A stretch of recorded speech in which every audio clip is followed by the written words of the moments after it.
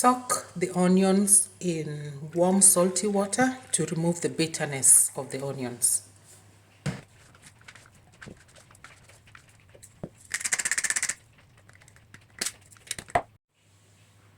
Set aside.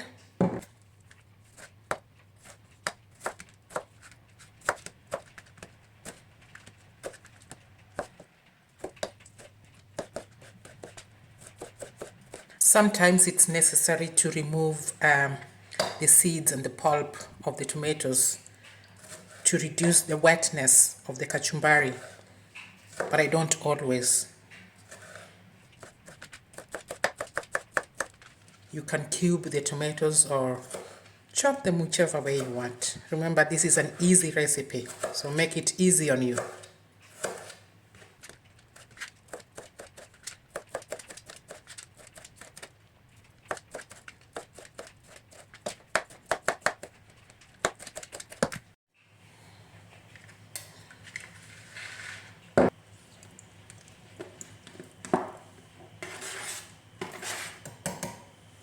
Now the chili.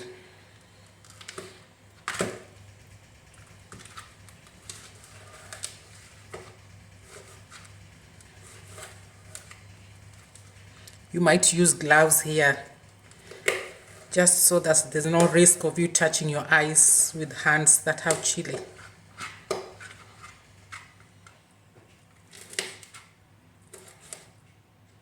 Make it really fine.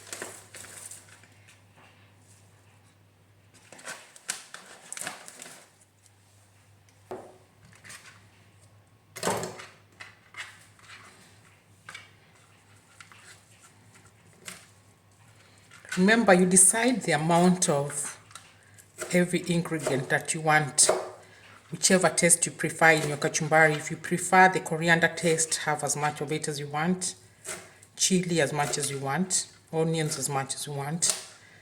You decide the proportions yourself.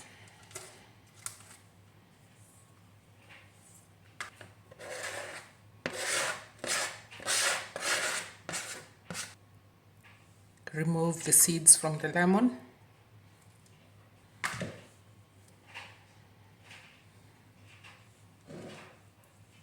I'm using half a lemon this time.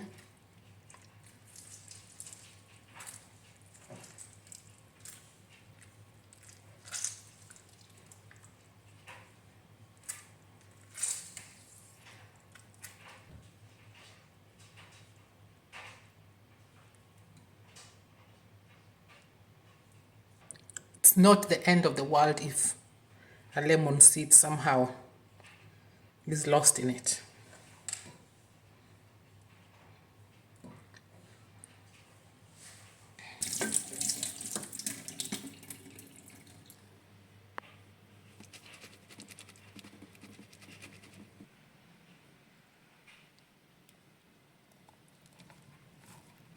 Onions in.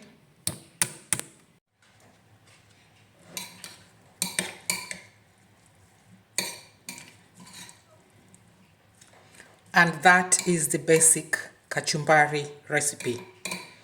Now, people add lots of different things to the basic recipe. Some people add garlic. You can add avocados. You can add mangoes, cubed mangoes pieces. You can add anything really, but the basic recipe is tomatoes, onions, coriander, lemon juice, chili. That's the basic recipe.